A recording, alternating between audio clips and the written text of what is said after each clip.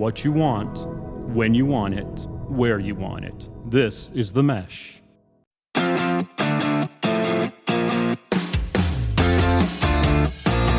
Alrighty, welcome to this week's episode of I Guess I'll Do It with Pat House. Today I have a buddy I haven't seen in quite a long time.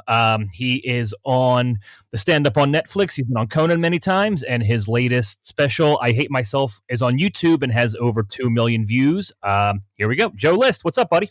Hey, Pat, how are you? Thanks for having me, man. Dude, thank you for being here, man. It's been a long time. You know, you're one of those people, we've worked together here and there sporadically. We have a ton of mutual friends, but we just don't cross paths too often. But I love your stuff. Whenever we catch up, it's always a good time. Oh, thanks, man. Yeah, I haven't seen you in a while, but I haven't seen anyone in a while. Come to think of it, but it's great to be here, man. Thanks, man. I appreciate that. So how's 2020 sucked, and this year isn't exactly off to a great start. But how you been? You been doing any live shows or any Zooms or any shit like that? I've been pretty good, actually. I have this weird thing where it's like I feel bad, but I'm like, this year's been pretty great. I'm like, I understand there's like a lot of tragedy, obviously, and everything, but I was a little bit burnt out from all the travel and stand-up, and I've been fortunate to have a podcast that does pretty well. So I've been able to kind of get by financially, and it's been nice to kind of hang around. I didn't do a live show for like 6 weeks. I just did one on Tuesday for the first time, and I think like a month and a half, and it was great. It was fun. I've just been doing outdoor stuff when and where I can. Were you rusty? Yeah, a bit, but I did a bunch of new shit, which it's funny, like if you don't do stand-up for 6 weeks and then when you come back, because I've been writing a little bit, I did all new shit. So it's like, I feel the way I would feel. Like, to me, rusty is like, you just can't remember your shit. And I was doing shit I haven't really done before. So I would have felt that way anyways, if that makes any sense. No, I was just having this conversation the other day, like, in the live shows I've done, I try to do as much new stuff as possible because that way it's like rusty and I'm putting it together as is, because I've done bits I was doing before the pandemic and I would fuck them up. I would forget stuff or do stuff out of order or forget a tag or completely get lost, and I would get frustrated. So it's easier to just do new stuff because I'm working on it anyways, as opposed to getting angry or forgetting the shit I was doing beforehand. Yeah, exactly. So it felt pretty good, actually. And I don't know, like, I've been in this spot of like, this is good, I'll take a break, because I'm kind of the feeling we will go back to what it was like before, where there's shows every night and you can kind of run around, you're on the road or whatever it is. But hopefully we're not ever going to come back to a period of time where, for the most part, shows aren't happening, and then the government and stuff is like, the best thing you can do for your fellow man is to stay home, which is like so nice to be like, okay, great. That's what I wanted. That's my natural instinct anyways. So I'm trying to take advantage of that as much as I can. Cool, man. So I usually start off by, describing where we met, and you and I met at Helium in Philly. I remember I was finishing up college. So I remember it was April 2007. I was the host and you were the feature, and Nick DiPaolo was the headliner. And, that was where we met, and that was my very first hosting weekend ever at Helium, and it was so fun. I remember it was great shows Friday and Saturday, but I was like terrified that weekend because it's my first time hosting at Helium. It's the best club in town. They're having huge names come through, and I only had 15 minutes. So I remember they're doing like, all right, do 12 or 13 up front, and I'm like, all right, well, I'm doing fucking everything I have. Right. Yeah, I know that feeling well.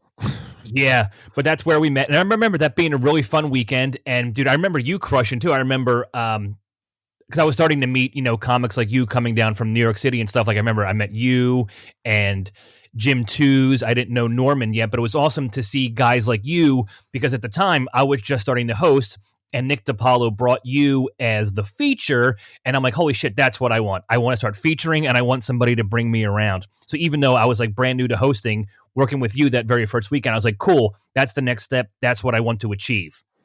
Yeah, man, I remember that weekend sort of like vaguely. Like it's like I've done so many weekends at Helium and with Nick, but I do remember meeting you and doing that weekend. And it's funny you mentioned that feeling of like having 15 minutes only. I'm like, I've had that at every level. Like I remember doing an open mic and they're like, yeah, you got 5 minutes, and being like, what? And being like, I got to just say everything I've ever thought of. And then having that with emceeing and then with featuring and then headlining too, that feeling of like, I think I got 43 minutes. So I got to just really take my time, and hopefully somebody drops a tray of drinks so I can be like, whoa, that was crazy, and like eat a little time that way. Yeah, you're like, all right, if I just pause for an extra 3 seconds after each chunk, that should be an extra 3 minutes towards the end. So then you start bringing math into it. Yeah, exactly. So I think that might have been the weekend. There was one weekend I was in Philly with DePaulo, and I don't know if it was that one, but there was like the King Tut exhibit was in town. And we were like, oh, we should go see King Tut. That sounds cool. That seems like a fun thing. And we walked over there, and there was like, thousands of people, lines everywhere. And then we finally found like a window. We were like, hey, we want to see King Tut. And they were like, do you have tickets? And we were like, no. And they're like, this has been sold out for 10 months. We were just like these two fucking idiots that thought you could just walk up and get in to see King Tut. So that was my one memory of that weekend. I remember it was supposed to I don't remember if you were there the whole week. It was supposed to be like Wednesday through Saturday, and then I think Nick had his radio show at the time, so he had to cancel Wednesday and Thursday, and Vinny Brand filled in Wednesday and Thursday. Were you on those shows too? Do you remember? I don't think so. I definitely never worked with Vinny there. I probably just came with Nick. Okay, cool. How did you and Nick link up? Because I talked to other guests on the podcast, and like I just kind of stated a minute ago, like when you're featuring, somebody bringing you around on the road is like the coolest thing that can happen to you. So how did you and Nick link up? Yes, that's a funny story, sir. I've told it a couple of times, but it always makes me laugh. So I was living in Boston. I moved to New York in 2007, so I must have just moved when I must have just had moved to New York when we met. But I was working in Boston, and you move up. I emceed everywhere, and then I started to kind of feature at the Comedy Connection in Boston, which is no longer there. And they would have me open for some of the acts that would come in, like Dom Irrera and David Tell, and then DePaulo was there. So I just got the weekend, and it was like similar to what you just said. Like it was like a Wednesday through Sunday, and I couldn't do the Wednesday, or maybe it was the Thursday, because I had like a college gig. And so a comic named Owen Bonus, I don't know if you know Owen. No, I don't think so. Great guy. But anyways, he filled in for the Thursday, and I guess he tried to talk to Nick, and Nick was like, shut up. We're not girls. We don't have to force a conversation. So I've heard him say that to people too. That's got to be a stock line in his arsenal. I know. Yeah. I've heard him say that. Yeah. He's a curmudgeon of a guy, obviously. So Owen called me and goes, hey man, just to let you know, this guy is crazy. Like, don't try to talk to him. He's nuts. He's like, he yelled at me for trying to start a conversation. And I was like, oh Jesus, you got it. Cause when you're new and you're just nervous. So I just sat in the green room like all weekend and never spoke. And unless he mentioned something, I would kind of respond quickly. And then I had good shows. And at the end of the weekend, he was like, I like you, dude. He's like, you keep to yourself and you got some good jokes. He's like, do you want to open for me? And I was like, sure. And so I think the first gig I did was in Baltimore at the Comedy Factory, which is also no longer there, I think. And I don't even know. It might be there still. No one seems to work it. Is because it's like competition with Magoobies, but it's also like not in a way. Yeah, maybe it is like they have like two separate markets, but they're like both in the Baltimore area. Right. Okay. So maybe that one is there, but we did that weekend, and it was the same deal. So for like 6 or 8 months, I would just work with him, and I just would never say much, and then eventually something came up, political or about a movie or sports, and then we eventually just fucking went crazy and lost our minds on each other. But by that point I was in. So anyways, that's how it sort of came to be. So I owe a lot of my my comedy work from 2007 to 2011 to Owen Bonus for being the crash test dummy or whatever the term would be for trying to talk to Nick. Or like the Pete Best, like the yeah. That's funny that you mentioned like the silence part of it, of him like neither one of you guys not saying much. Something similar happened to me. This is probably about, I don't know, 7 or 8 years ago. I was at Helium in Philly with Sebastian Maniscalco. This is way before he was famous, a couple years before he really blew up. And we didn't say much to each other in the green room. Like, it wasn't weird. It wasn't awkward. Neither one of us just didn't have a lot to say. We would just say hi, nod our heads. It was cordial, and we just sat there and did our own thing, right? So the weekend was over, and the shows were fun, and Sebastian looks at me and goes, "Do you travel for comedy?" And I was like, "Yeah, there's a Portland and Helium. I do the Stress Factory. I named a couple clubs I do."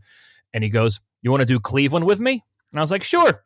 So then he brought me to Hilarities and a couple other clubs, but he didn't give me any sort of inkling that he enjoyed my stuff. This came out of nowhere, and it was awesome, but also very awkward. Right. Because there was no like, "Hey man, good job, great set, you have funny stuff, I like what you're doing." None of that. It went right from, "Do you travel? Do you want to do Cleveland with me?" And I'm like, yeah, sure, I guess, guy I haven't said a word to all week. Yeah, it's fun. I think sometimes people, they just like that seems low maintenance, and they kind of go, "Great, one less thing to worry about." Just you're fine. You want to come, great. And some people, I guess, they just don't want to deal with anything, so they're like, this is easier. I'll just talk to you, and great. But that sounds like my relationship with like my dad, where you're like, "Do you even like me?" And it was kind of funny because even when I started doing some stuff with Sebastian, still didn't say that much to me, but he kept using me, so I knew he liked my stuff, trusted me with his crowds, and he just kept using me. But it was bizarre that we never like had not a friendship, but even like a relationship. It was just strictly business, but it wasn't a bad thing either. He just trusted me, and I liked that. I liked getting the road work and getting into other clubs, but it was still just like, all right, well, I guess I'll see you next time, I guess. And then I'd wait for him to shoot me an email. And it was just such a bizarre business dynamic because there was like no communication, but he would hit me up every now and then and use me. It was very strange. Boy, you're really describing my relationship with my dad. Just hits you up occasionally and uses you. So how long have you been doing it now? 20 years. I mean, October of 2020 was 20 years, which is hard to believe. October of 2020 was 16 for me. Nice. So did you start? You started in Boston then, right? I started in Boston, yeah. And all right, cool. So I like. So okay. So you've been doing it 20 years. So how old were you when you started? I was 18. So I'm 38 now. I've been doing comedy for more than half of my life. More than half your life. It's funny you say it that way because I am like a year and a half away from that for myself. So if you started at 18, you clearly were into comedy and stand-up. So what was a lot of the shit you liked when you were a kid or in high school? Like, what did you like? All sorts of comedy? Like, what got you pointed towards stand-up when you were a kid? Yeah, so I first got really into it when I was like a really little kid. It was the like George Carlin special. I think it was Jamming in New York or Doing It Again. I think it was Doing It Again. I think it was like 1990. And, my uncle, who I always have to say is like 4 years older than me, because when you say uncle, people think of like an adult. But he's like, I was like 8 and he was 12 or whatever. And, he had HBO. So I would be over there at my grandparents' house. And they had HBO, and so stand-up was always on. Like that was the late 80s, early 90s was when it was on VH1 and A&E, and there was like the Comedy Channel, and then HBO was like the big thing. Like you could tell, even as a kid, like VH1 Spotlight, people would come up, and it was in a small little room, and there'd be 5 minutes here or whatever. But then HBO, it was like an event. The whole thing came on, and it was an hour. So George Carlin definitely felt like, even though I only understood like a quarter of the jokes, comedy just is that language where the way he's talking, I can tell this is a joke and the adults would be laughing. So I was really into that. And then my family would like rent like a Louis Anderson tape. And that was like the night, like they would rent the VHS and like put it on the TV, and we would eat dinner, and the VHS would just be like sitting there waiting for us to finish dinner and watch it. And it was like, it was an event. That would be like a night you would have, as everyone gets together and watches an hour of comedy. And then I was also like super into Gallagher, and then Bill Cosby was my personal favorite at that point. I loved Elaine Boozler, and then I kind of discovered Seinfeld a little bit later, and that was amazing. So all those big guys. That's pretty cool. That was a family thing. I haven't heard anybody mention that, of like the whole family kind of, well, one renting a VHS tape or whatever, but making it like a whole, like I know some people have mentioned watching it with their family and stuff, but the way you say you made an event of it, that's so cool. That's like a family thing. Yeah, it was cool. And like now, like psychologically, you can clearly see like my family was really, and still is, like kind of anxious and stressed, and my impression of life was that it's kind of miserable. Work sucks, raising kids kind of sucks, and life is shitty. Except on the weekend, everyone drinks, and then we would watch, Gallagher or Elaine Boozler or Louis Anderson or Bill Cosby, and everybody would fucking die laughing. And like afterwards, everyone would talk about it and say how great it was.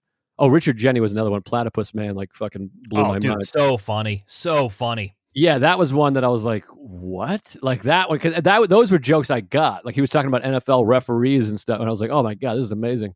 But yeah, that was like when I saw my family having fun, having a good time. So it's like no coincidence or whatever that like now I'm still trying to like bring joy to my fucking family by making strangers laugh.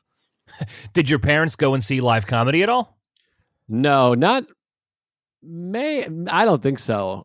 Maybe maybe at some point they went, but not until I started, I don't think. And they was always supportive in that way. They'd come to all my shows. So when I started, they would come to the shows all the time. But before that, I don't think they ever went to a show. That's funny. So I had been doing stand-up like, I don't know. It's been so long, I don't know. But I had been doing stand-up like, let's say, 3, 4, 5 years. And my parents were divorced when I was like 2. So my mom tells me when I'm like 23, 24, oh yeah, your father and I went and saw George Carlin. And I was like, what? I had no idea. Both of my parents saw George Carlin when they were together. And I was like, do you remember anything from that night? My mom goes, no, not really. And I'm like, well, okay, I get that, but I had no fucking idea that they even saw live comedy before I was born, and neither one of them failed to mention it for years. Yeah, it's funny because that's what I was thinking when you said that. I'm like, boy, I actually wonder if they ever went to a comedy show. My parents had me when they were so young. There is no dating before me and my sister were born, so because parents, so there wasn't a lot of history between my parents, I don't think, but. Yeah, I don't think they ever went to see a show, but that is like a fascinating kind of things that parents do is like, oh, we actually went and saw your idol. We just forgot to tell you. Yeah, exactly. It was so bizarre. And I wasn't like mad at her or anything, but I was like, how could you withhold that from me? I mean, I'm starting to do comedy and you saw like arguably one of the greatest, the Mount Rushmore, and you just didn't want to mention that at any point for the past 4 years? Yeah, that's one of those things that happens so much, and especially dealing with parents and family. That thing of like, boy, that's really strange. You didn't say that. Yeah, it was just so bizarre. So, like, what was your turning point? So, if you started at 18, were you in high school, or was it right after? It was right after. I graduated in June and started in October, and I had wanted to do it. I just didn't have the balls. And then also, this was kind of pre-internet. I mean, the internet was around, but not in the way it is now. Certainly, where I didn't even understand how to find comedy. Like it is tricky. And the only reason I found it and figured it out was because they had I grew up in Whitman, Massachusetts, which is like about 35 minutes south of Boston. And we had a commuter rail. Like they built a train in my town that took you to the city. And so I just went to the city and was like walking around and saw this place next to Fenway Park that said it was Chops Lounge. It was like a Chinese restaurant / steakhouse. And it just said open mic Wednesday. And I wrote down the name of the place like on a piece of paper, went home, looked in the yellow pages and called them and were like, what's the deal with this open mic? And it was like an Asian guy who I couldn't understand what he was saying, but I was like, okay, I'll be there. And so I just happened to walk by a business that said open mic. And that was the only way I kind of figured it out. I forget what this question was, but yeah.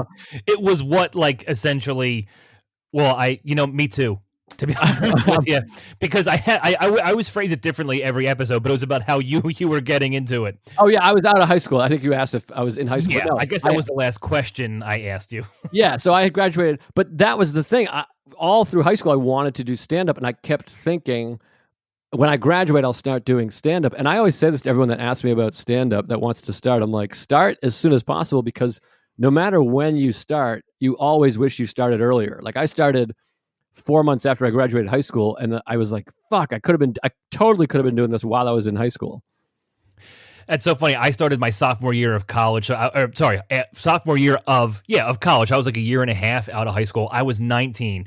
Were you writing stand-up when you were in high school? Not really, not consciously, but I always had things in mind. I mean, I was so lazy. Maybe I shouldn't be so self-critical, but like I wasn't. It took me a long time to start really writing, but I definitely had ideas in mind and comedy in mind. And I actually did do one set before I like really started. I opened for my friend's band, and I did a bunch of like weird bad puns and like some prop comedy and shit. So, but yeah, I always wanted to do it, but like so many things, I wanted to do it, but I didn't put the work in. Really, I wasn't like I didn't understand like, oh, I'll write jokes. I was just like, someday I'll be that. Yeah, you just don't know how to bridge that gap yet. Exactly. So what was that? Okay, so you did you opened for your friend's band, but it wasn't like a real set. Where was your first set? At that Chopsticks place? Yeah, Chops Lounge. Yeah, so I went there, and it was like the truest open mic to this day that I've ever been to. Like there was just fucking crazy people, homeless people that you could just show up, write your name down, and get on, and they would just go until everyone had gone on. And I showed up super early because I was like, I got to get there early. You know, like you had that mindset. And there was this guy, Larry Lee Lewis, hosted, who just was kind of he would play piano and do old jokes, like basically Rodney Dangerfield jokes, Milton Berle jokes, or whatever it is. And then I said, hey, I'm here to be a comedian. And he said, great, you want to go first? And I didn't know anything. I was like, sure. And then I actually got bumped by this other guy named Will Fouch, who was like an actual crazy person. He's like, hey, I got to put this guy on before you because he's nuts. And I was like, okay. So I got should have bumped. told you everything. That is the best comedy foreshadowing imaginable. I mean, it was like, surely like, okay. And the guy was crazy, and no one could figure out if he was doing like alt comedy or if he was just a crazy person. And I honestly think he was just crazy, but he went up. And so I went up second, and it went pretty well. I think it was like 3 minutes, or maybe it was 5 minutes, but just a few minutes. And it actually went pretty well. And then afterwards, the guy gave me his card, and I remember thinking like, I did it. I'm in show business. I'm a comedian. I had that feeling after my first set as well. I was like, holy shit, I did it one time. Not that I considered myself a comedian, but I definitely fucking was way more confident in my own head for a couple hours than I should have been. Yeah, like I left there, same feeling I have now when I do a set. When you do a set and you feel good, and you're like driving home, you're like, I fucking did it. That worked. But then it was a completely new feeling. You know what I mean? Like the feeling of having sex now is the same feeling when you were the first had sex, but it wasn't as mind blowing because I had never experienced that feeling before. So I was high for like a week.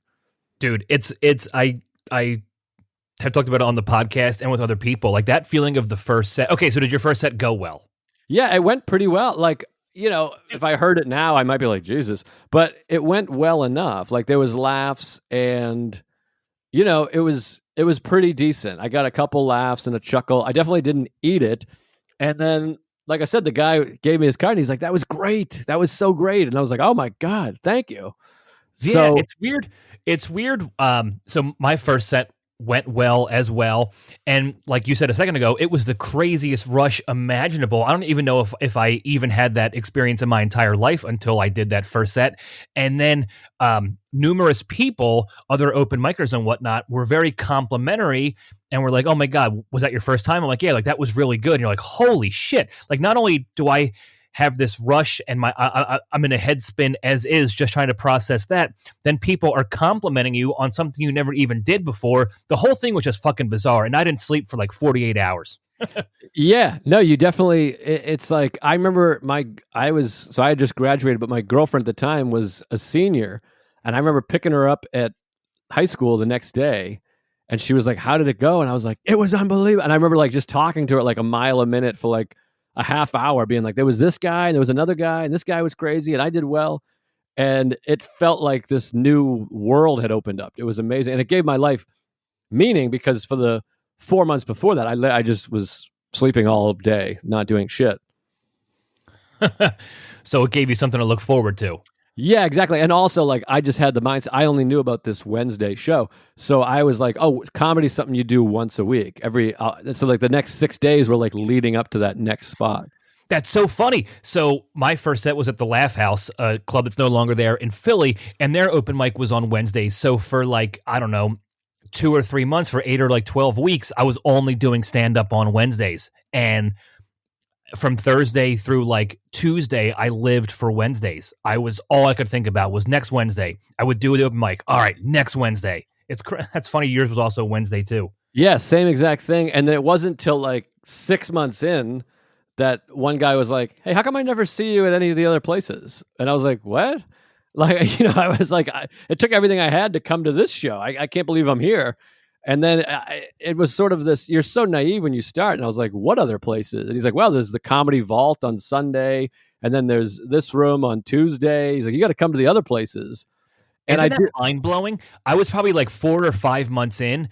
And I mean, I don't remember if it was 2004. So like Google was there and the internet was there, but there was no Facebook yet. I remember that. But I Googled like comedy in Philadelphia, and I remember this bar came up called Finn McCool's. So I called, and they do like, oh yeah, we have open mics there on Monday. So I remember going there, and I was like, holy shit, I can do this on Monday now. And then I met other comics who were like, oh yeah, well, I'm going to come up to this place on Saturday if you want to meet me there. And I'm like, holy shit, like my universe exploded because it went from just Wednesdays to now I'm out 4 or 5 nights a week. Whether I'm on a show, doing a mic, or watching something, my universe expanded, and I was like, it was the fucking best. Yeah, and then it becomes weird because then you start seeing like some real shows, like oh my god, this is like an actual comedy show. Because I had been doing this weird open mic in a lounge of like a Chinese restaurant, and then all of a sudden you're like, wait, these people are here to see? They bought tickets. Like that was mind blowing. The first time you're on a show where people are buying tickets and like getting dressed up and coming. That was like, oh my god, this is like now really show business. What is it with Boston and the Chinese restaurants? I don't know. All comedy clubs are in Chinese restaurants in Boston. Well, not all of them, but yeah, Nick's Comedy Stop was in a Chinese restaurant. Obviously, like the Ding Ho back before my time. The Ding Ho, I mean, is the essential catalyst of where all that shit exploded. Yeah, exactly. Like that's sort of like. Did other Chinese restaurants like model off the Ding Ho? Was that like a real thing? We're like, oh, they did this, let's try it, or was that just like purely coincidence that other Chinese joints were jumping in on it? I don't know, because there was also the China Blossom in Andover, so. That always, I don't know. I thought that was standard everywhere. It's like only in this moment that I'm like, was that only in Boston? I don't think I've ever done. No, I did an open mic. No, the one that I know. I mean, obviously, I'm in Philly. There was definitely no Chinese restaurants that had open mics. However, I was at Spokane Comedy Club, and in between shows, there was a Chinese restaurant down the street that had an open mic. So I ran over and did it. And I remember. Both the shows were killer that night, but I bombed so bad at this open mic in between, and it just cracked me up that like I just had a great show in front of 300 people. I am bombing in front of 12 people, and then in another hour, I'm going to do 300 people again. Yeah, that's always, there's so many moments like that in comedy where you're like, I was on the Tonight Show yesterday, and I'm eating shit in front of a drunk person who's yelling at me. Dude, the ups and downs are the best. Like, I remember opening for Stanhope at the Trocadero in Philly. It's like a 600-seat theater. And we were drinking, we're partying. I get home at 2 o'clock in the morning. I had to be at work in 4 hours. And like my first customer like sent food back. And I was like, fucking 8 hours ago, I was in front of 600 people doing stand-up. And now I'm like mopping the men's room. But you know what? It fucking kept you grounded. Yeah, no, I always laugh about that. I opened for the Impractical Jokers at Radio City Music Hall. And the show, it's like 4,000 people or whatever. And then after I left, I was just on the subway, and I left a little bit before the show ended. And I remember just being on the F train in New York, and like literally being the only person on the train, and being like, these people have no idea. I was just in front of 4,000 people, dude. performing. I think about that shit all the time. I think about that stuff even doing like an open mic or like it's just a regular show at a comedy club. And like odds are nobody around me would even give a shit if they knew. But in my head, it's like, do you know what I just did 2 hours ago? Come on. Yeah, it's really strange. I always think that too about comedy before, like people are at the comedy club like a Saturday night, it's packed. And I'm like, these people have no idea that like 12 minutes ago, I was just jerking off. I remember so weird. Well, I think we're all in that boat at any given point in time. Yeah, I guess so. I remember one time I had a daytime private gig, and I forget what I made. We're going back a couple years, but I had like a 12 o'clock or 3 o'clock show in the afternoon, but I had to bartend that night. And so I got like $600 or $700 for this half hour, 40-minute show in the afternoon. And then I had to go to my day job. And I'm like, man, I made triple this afternoon doing comedy. What I'm going to make right now. Like, do you guys fucking know what I did 2 hours ago? I don't care if your fucking food is lukewarm. Like, I already did my job today somewhere else. Yeah, it's that funny thing with comedy. You want to just quit your job and be like, you guys don't know, fuck you. And then you're like, wait, I don't have another gig for 3 weeks. Do you remember any of your first jokes from that first set or two, or any of the stuff you were doing at the very, very beginning? Yeah, so I had I remember a bunch of them. Like the first set I ever did, one of my jokes was I went to a Celtics game and there was a lot of empty seats for a team called the Celtics. And that was a joke. Ticks mean like tickets. Yeah. And, it got about that reaction. It just got here on the podcast. I was like, are you explaining it to me or? Yeah. And then another joke was my friend got me the worst apartment warming gift ever, an air conditioner. Thank you. It's not bad. And then I remember I had a few like that. And then I remember having a joke about how I was like, you ever be driving to work and the song "I Don't Want to Work, I Just Want to Bang on a Drum All Day" comes on the radio, and that was like my first bit. That was like, oh, I think I got something here. And I did a bit where I was like, I drive by work, I'm like, I'm gonna bang on a drum all day, and then the song ends, and I like acted out turning around and driving back to work, and that was like the first bit I had that like it hit. Like I was like, when I get to this joke, they're gonna love this. And so that was like the first time I was like, that felt like something that no one else has done to me. And so that was like my big bit for a while. But when you're early on, you just have those bits that you're like, this is big. And I still have that feeling now, but when you're young, the jokes suck. Yeah, oh God, yeah. I mean, I would cringe if I were to go back and listen to my earliest sets. I have my second and third sets somewhere, but Normand was on a couple weeks ago, and we had a pretty good back and forth with our earliest jokes. And yeah, when you go back now, you're like, and it's so funny for me.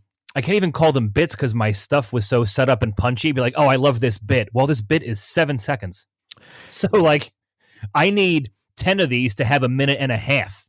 Yeah, that's what's weird. But the other weird thing I have, and I don't know if this is your experience, but I'm like, I was always good. Like there was never a point. Like, obviously, looking back, I sucked then, but relatively, everyone was like, that's good, you're good, like, you're doing well, and I was doing relatively well. So there was never a point where I was like, I am, like, the worst. I was always like, hey, that went pretty well. And people were always like, dude, you're going to be good. Like, so I didn't have, even though looking back, the jokes were horrible, at the time, for an 18-year-old, you're like, yeah, those are bits. Like, because some people you see that are brand new, you're like, this isn't even close. This is horrible.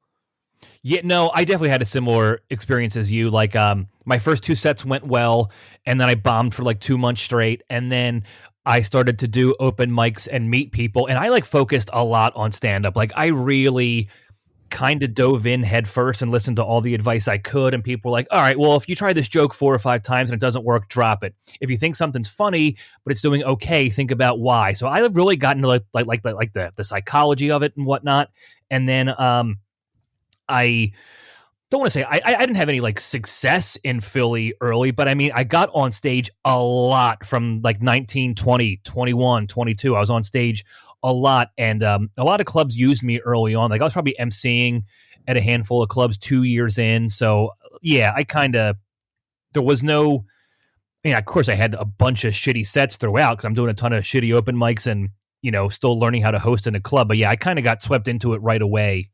So it felt good, you know? Yeah, and I don't want to imply that I never had bad sets, but just the feeling of like, I know, but yeah, I know exactly what you mean. Yeah, just that feeling of like, hey, I'm pretty good. I got something. I'm doing okay. Like right away, I was like, you know, it's never great to be comparing yourself, but it's natural to, like, right away I was like, well, I'm better than a lot of these other guys that just started. Like I kind of had that feeling of like, wow, I'm better than him for sure. You know what I mean? Isn't it funny when you like start stand up and you meet somebody who's not like a veteran in the scene, but has been around maybe a couple years ahead of you, and you're getting funny and they're still not. And it's just like, man, you get your feet wet and you're like, man, they're terrible. There was a handful of comics that were around when I started that I looked up to when I first started. And then once I got some groundings and met funnier friends, I'd watch these people and be like, man, they are not fucking funny at all. No, it's weird. Yeah, when some like people in your group or whatever, your class kind of progress, and then there's that one person that's just not, and you're like, oh no. Yeah, some of the There was a handful of comics. Like when I'm brand new, I'm a baby. I've been on stage 20 times, but I see these people around and I think their stuff is so fucking funny. And then you see other people and then you get a little better and you're just like, man, what did I see in that? I'm not being mean to them. You're just like, man, I thought they were hysterical. And now I can't even be in the room when they're on. Yeah, completely. No, there's a lot of that. I mean, that's the thing with comedy is there's way more bad comedy than there is good comedy. Oh, yeah. There's a lot more bad comedians than good comedians. I had a conversation with Richard Lewis one time. He asked me what comedy was like now. It's about 3 years ago. And I said, there's a ton of people out there who are just out there doing it and are not funny. And Richard said to me, I bet there were more people out there when I started doing it. Because he came up like a little before the boom. And he goes, I bet you there were more people then trying it. I was like, oh, that sounds unbearable. Yeah, no, I think that's the weird thing is as comedy booms, you just have that many more shitty acts. But I'm always like, shitty acts are good because it makes good acts stand out more, if that makes sense. Absolutely. And you know what? When you were starting out, did you hear that, like, did you ever hear of anybody like a headliner? Has anybody ever told you, like, hey, if so-and-so asked you to open for them, don't, because they like when somebody shitty opens for them to make them look better? Did you ever hear that? I've never heard someone like explicitly say that, but maybe the word shitty is a harsh way to phrase it, but I mean, like, so-and-so wants someone inexperienced to open for them to make them look better. Yeah, I heard definitely. that a couple times when I first started out, and I that always bothered me. Yeah, there's definitely people out there that want a soft opener for sure. Well, I don't understand that because, like, whether I'm the middle act or headlining, I want to work for it. You know what I mean? Like, and I like when the energy in the room is up. I don't want somebody to flounder because then I have to do more work. Yeah, and then the audience gets mad and they don't trust the show. I mean, it's one thing. Absolutely. They could get chatty or they could just lose interest or their energy level just totally drops. Like, man, I love when the comic before me is crushing because I want to ride that wave. Yeah, it gives them the feeling of like, we're getting ripped off. That's what's happening right now. We got fucked. We thought this was going to be a show and the show sucks. And then you come out and you're like, hey, who's ready to laugh? And so, yeah, you definitely want to have somebody that's quality. It's definitely a strange choice. I really liked your special, man. I Hate Myself, which is a great title, by the way. Thank you. Dude, that was very funny. You filmed that at the Comedy Cellar, right? Yeah, at the Village Underground, which is the Comedy Cellar's sort of okay. sister was club. Was that one take, or did you do a couple, or what? We did 2 shows. It was like a Monday night. I shot it March 2nd, so like just under the wire before everything shut down. And yeah, we did a Monday night and shot 2 shows. I think it was like an 8 and a 10. And it's the special is almost entirely the first show because it was just the second show was great, but the first show was so good. It was just one of the best shows I've ever done in my life, which is weird to say about your special because people can go watch it and be like, "This is the best show." But in the moment, it was just rocking. It was great. Isn't it funny that so my second album, I headlined Helium 2 nights, and the first night was very mediocre, and then the second night was incredible. So I just straight up used the second show. But it's so funny when you just said it was like one of the best sets of your entire life. Isn't it funny that like sometimes there are still more fun shows out there than like what you put out? Like, I mean, you had that special out there. You know, I got my 2 albums out, but there's been other random nights on the road that have just been way more fun. Yeah, well, that's the hard no pressure. That's the hard thing with stand-up. That's frustrating, and that's the thing I hate about specials, honestly, is that you can never perfectly capture the best the jokes have ever been. Or maybe not never. Maybe someone has. Maybe, Bring the Pain or something, or whatever special. But it's just so hard to capture, first of all, live comedy. Like, no special is ever going to be as good as what that act was live in person in a club. Oh, absolutely. Or theater. It's just impossible. But yeah, I've had that so many times in comedy where I do like the late show at Ann Arbor Comedy Club, and I'm like, there's no way I'm ever going to record something better than what I just did. There's just no way. It was so good. On your special, you opened up with like airplane and travel material. Do you do that often? Like open up the show with that kind of stuff when you're on the road? That I guess, I don't know. I didn't put much thought into it. It just kind of was like, I guess on the road I did because you're like, naturally the first thing you're saying is like, it's good to be here in wherever you are, Baltimore or Seattle or whatever. So if you have any kind of travel jokes, it makes sense to me to do them up front because you're like, I traveled today. No, So- that's exactly why I asked, because I feel like I've been on the road, I guess, well, most of my work is on the road, but for the past 6 years, I've been on the road pretty hard. And when I was watching your special a few weeks ago, I was like, man, I do the same thing. Like I open up every night with traveling stuff on the road because, one, it's fun for me to open up with something that happened that day, because I feel like every time I fly, something happens. Every fucking time I'm in an airport or on a plane, something inconvenient or bizarre happens, and I write it down, and it's a fun game for me to make it work first thing that night. Yeah, for sure. No, I always want to do that. I mean, like, first of all, you always have that idea of like, I'm going to riff so much shit up front. I mean, that's the essence of comedy too, is that like we're all just tired of our jokes. So to me, I'm like, let me see how much I can improvise up top just so I can minimize doing all these fucking jokes again. So that is kind of how it starts. And then it gets longer and longer. And before you know it, you're like, oh, this is actually a bit. A couple years ago, one of my friends was like, man, you have a lot of travel material. And I took it as like an insult. And I was like, well, I mean, I travel a lot, so it's an easy source of material. And like, it's funny, crazy stuff has happened. I've been on a plane where the dude next to me put on gardening gloves the whole time. Like just crazy shit that I find funny. And then remember when Gary Goldman was putting out his like list a day, or sorry, like comedy tip a day thing? Yeah. He said like, try to avoid travel jokes. I'm like, fuck.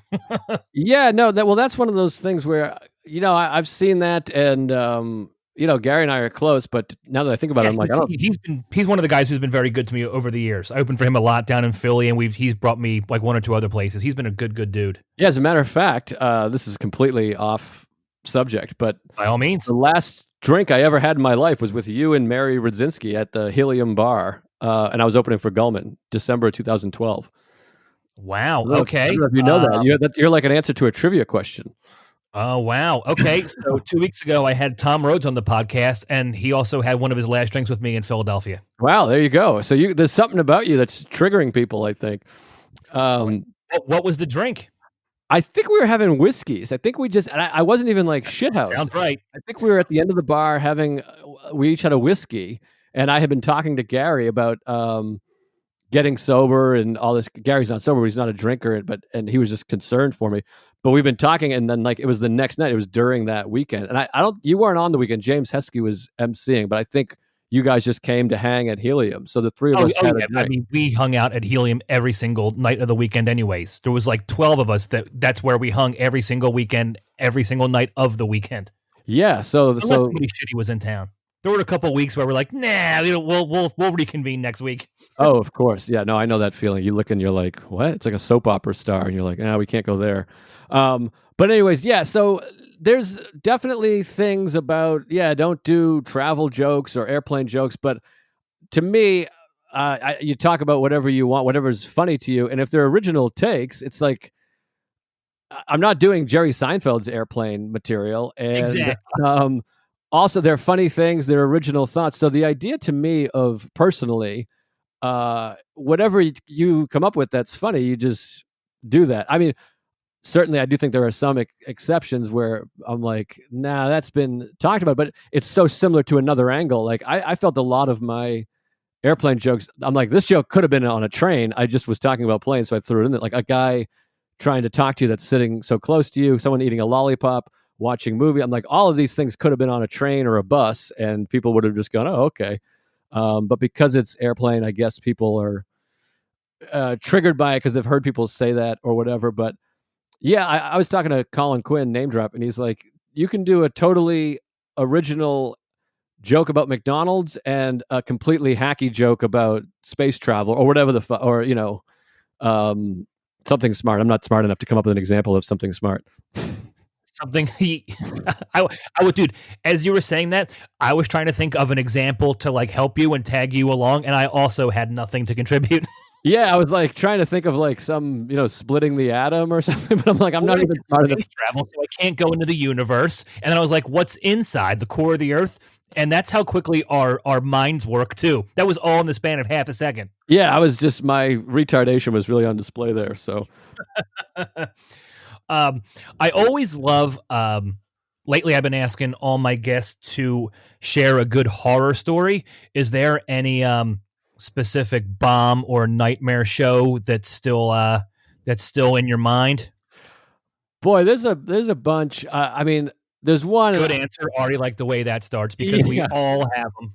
Yeah, there's a few, but like there's one story that I always think of when it's hard because it wasn't actually horrible because it was the situation was such that I'm like, oh, this is just whatever. But basically, I was opening for Bob Saget at the University of New Hampshire, and this is probably like 05 or so, and it was like a big gig. It was paying a bunch of money, and I drove up there, and it was like February in New Hampshire, so it was freezing and it was like snowing.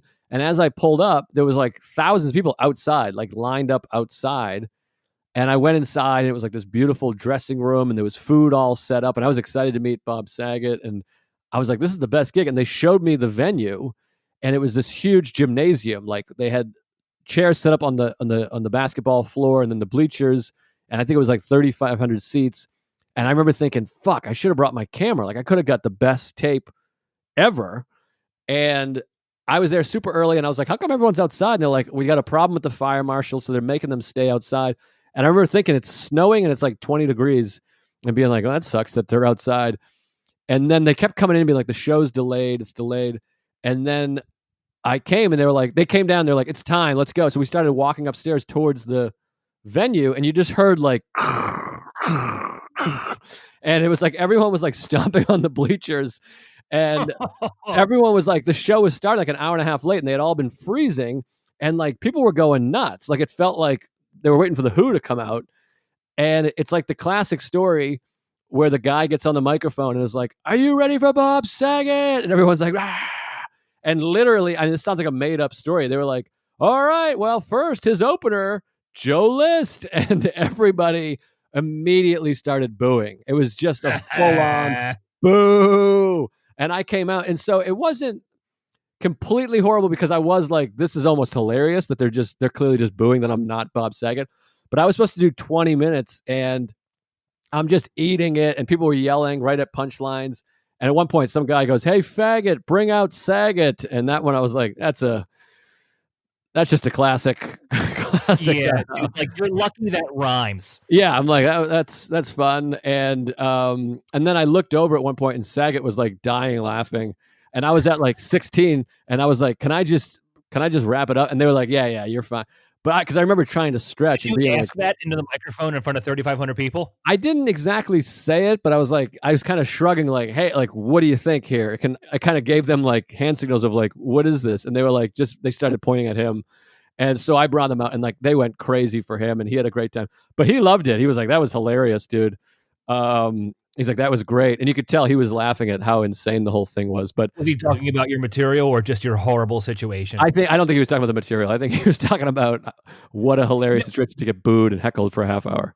That's one of the most endearing things about us because, dude, comedy is such a small world. It's a very close-knit family, and we all want each other to do well, but man, is it so fun to watch your friends suffer. Like, it's the best. Because we've all been there. Like, none of us can point fingers. None of us. No, it's absolutely the best. I mean, there's just nothing funnier than like something just nosediving and going to hell. And I love those shows where the comedians in the back, we're looking at it. It's like a Knights of Columbus in fucking wherever, Upper Peninsula, Michigan, and you just go, "Hey, man, anything goes tonight. If you want to do the hackiest thing you could think of, just do it. Crowd work, everything, like no judgments." And everyone's like this, "Okay, we're good. Everyone's good." Like none of that, like in the back of the room, like, "Wow, he's talking about this." Like this is just like, everyone, let's survive and get the fuck out of here. Oh yeah, let's survive. Been there a million times. Did you do any more work with Saget after that, or was that just a one-off? I opened for him another time at the Comedy Connection in Boston, and then the Kowloon. Oh, that's another comedy club in a Chinese restaurant in Boston. Did you name 5 or 6 so far? What's that? Did you name 5 or 6 different Chinese restaurants / comedy rooms so far? I think so. I think there's at least 5 or 6 up there. That's insane. Yeah. I don't know. I guess that's our thing up there. But yeah, I That together. I never put that together until today when you mentioned you walked by the Chinese place and saw the open mic sign. I was like, holy shit, that's two. And then you rattle off 24 more. Yeah, well, I also just found out this New Year's Eve that Chinese food on New Year's Eve is like a New England thing. I thought that was like a national thing. I thought everyone was getting Chinese food on New Year's Eve, but evidently that's not the case. Oh, I did not know that. Yeah, see, so I'm learning a lot about New England and Chinese restaurants. But no, I opened for Saget one other time, and that was pretty much it. But then I saw him years later, and he remembered me, so he might know who I am. I'm not sure. I mean, that was like 05 or 06 or something. So that was it with him. Now you did Madison Square Garden too, right?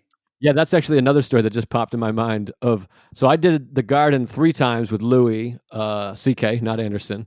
Was it 3 nights in a row or? No, it was over a few weeks. It was like, I think he did 5 shows total on that tour, and I did 3 of them, and it was a few weeks apart. But one of them, the last one we did, he would use 3 openers, each doing like 7 minutes, and then wow, that's an odd time frame. Yeah, he would have 3 people do 7 minutes, and then he would do his hour or whatever. And he did the whole tour like that, an entire arena tour like that. That's really funny. Do you know why? I mean, I can see having 3 openers, but maybe doing like 12 each. But 7 is, 1, such a short number, and 2, just an odd dynamic to have 20 minutes of comedy among 3 people.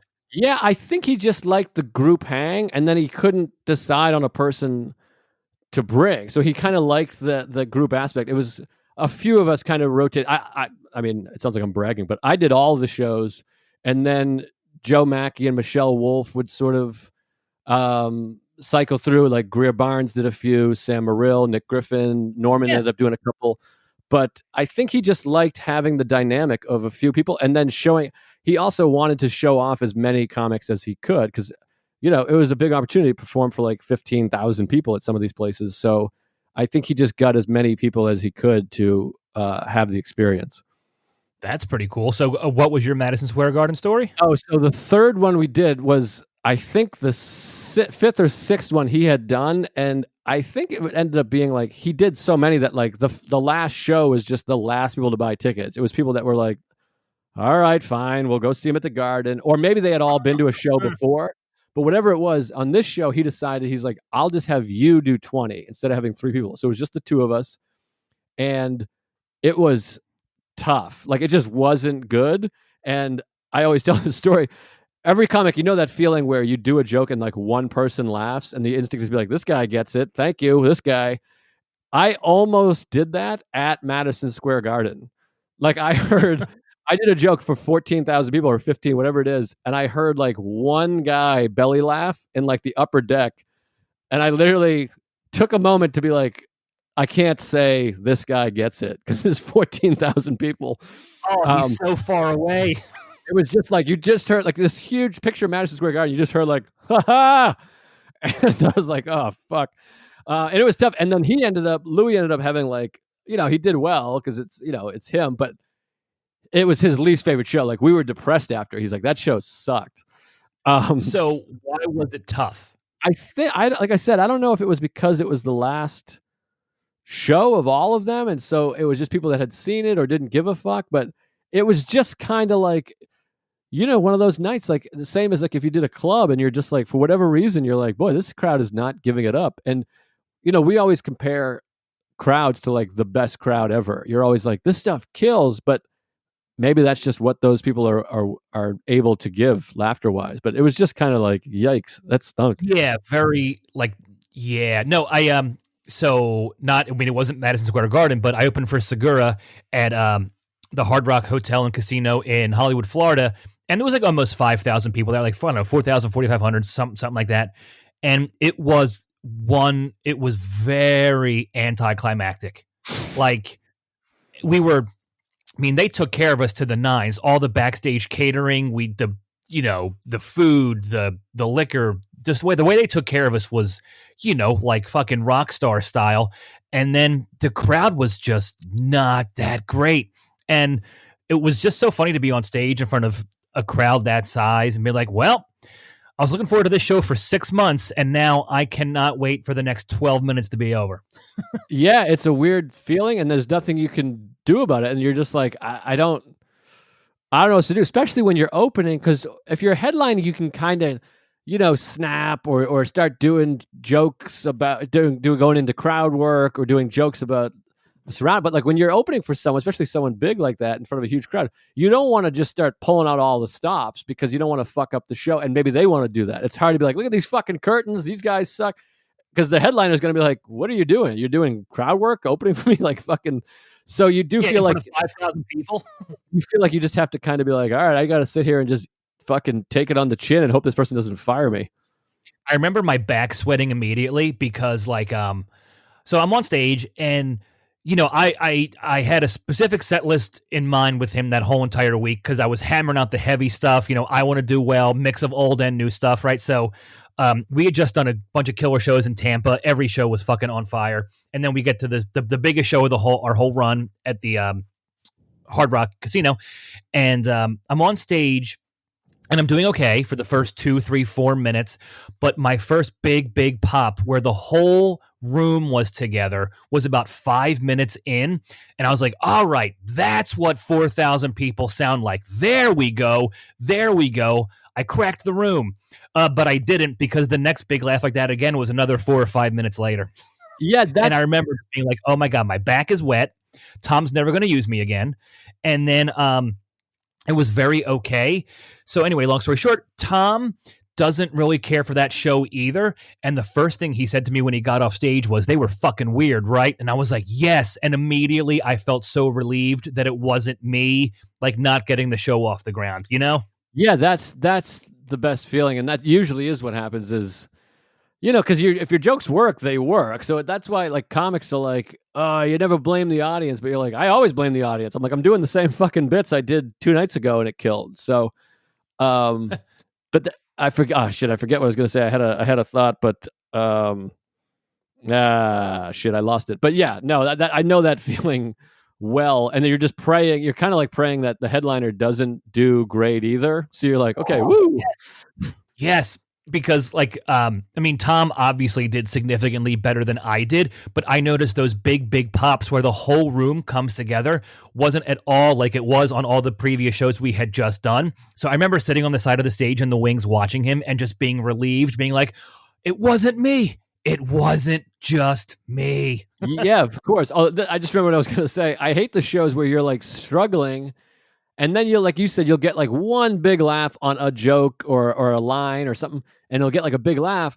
And then afterwards, people are like, no, dude, you were doing good. Like, this room is weird. The ceilings are high or whatever. I'm like, no, I know you're full of shit because I did get one huge laugh. So I know what it sounds like to get a big laugh. I just didn't on all the rest. You know what I mean? Like, if you get that one big laugh, it shows you, like, I know what it would have sounded like if I got all big laughs.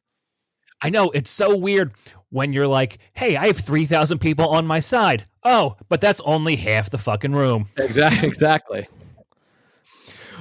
Dude, one thing I love that's not even comedy related is I love your a lot of the photos you put on Instagram, man. You have really good photography skills there. Oh, thanks, man. I appreciate that. I take a lot of pride in it, and I try to really enjoy it. You post a lot of cool pictures, and I'm also a sucker for beautiful scenery, as you can see on all my laptop and cell phone backgrounds. And you do a great job, man. Like sunsets and woods and trees and shit. Oh, thanks, awesome. Man. I appreciate it. Yeah, I get some shit for it because people are like, this isn't funny, you suck.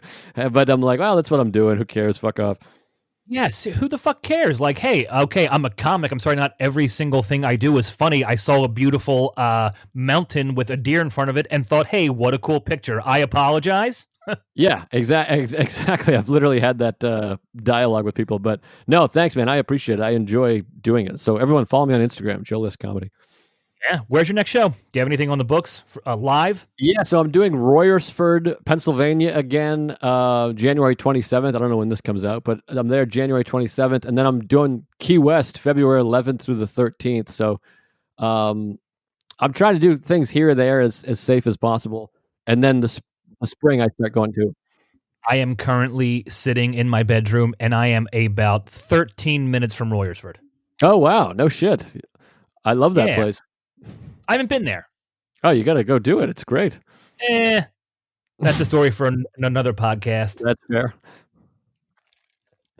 I feel like I just brought up like child molestation or something. No, I'm sorry. No, not at all. Just a falling out. The usual shit that happens. Gotcha. I understand. But that's cool, man. That's awesome. Yeah, this is the first time in 15 years I don't have a single date on the calendar, and it's just so weird. So weird. I did we just had the holidays and all, so I didn't want to hit people up and whatnot, but I just sent a bunch of emails out yesterday to get things in line for the spring, so I know it's on the horizon. But I mean, even when I was like an open micer, I still had like a bar gig or two on the table, and it's weird to be 16 years in. I just headlined a handful of clubs back in like the late summer, early fall, and now I'm sitting here with a 100% blank calendar. It is bizarre. Yeah, it's a weird feeling, and I'm trying to just trust, like, okay, it'll come back, and things will get better again. But yeah, it's a fucking weird feeling. It feels like going to a casino and then just getting cleaned out and being like, I have no money. It's like, literally and figuratively. You're like, what did I? It's like, is this what life is like now? Like when you go from traveling every weekend and doing shows and like writing and all this weird stuff, and then it all just comes to a halt. It's just the most bizarre. But I guess all our worlds got flipped upside down, no matter what you do for a living. Yeah. Oh, definitely. But yeah, it's strange, and I'm looking forward to it being back again. I do miss it. Me too, man. Well, hopefully we cross paths in 2021 somewhere. Yeah, I hope so too. It's been a long time, man. I'd love to see you. Yeah, likewise, man. Anything you want to plug here at the end? I guess just the special I Hate Myself is on YouTube, and then I just started a podcast on YouTube called Joe and Ronan Talk Movies. It's me and Ronan Hirschberg. It's on my YouTube, and it's been really fun and enjoyable. So check out my YouTube and subscribe. And then I do the podcast with Mark, who I think was just on Tuesdays with Stories every Tuesday. Yeah, so check that out as well. Cool, man. Thank you for being here. I appreciate you giving me an hour of your time and shooting the shit with me. I always like to describe this as like the green room chat we can't have right now. But since we can't do that, this podcast has given me the opportunity to have the same conversations we love just at our homes. So thank you, man. Thank you for being here. Yeah, thank you. I enjoyed it. I really did. I hate that I do this, but it's almost like hosting a show. I want to be like, Joe, list everybody, even though there's nobody fucking here. So, Joe, thank you for being here, man. Thank you. They're clapping in my head.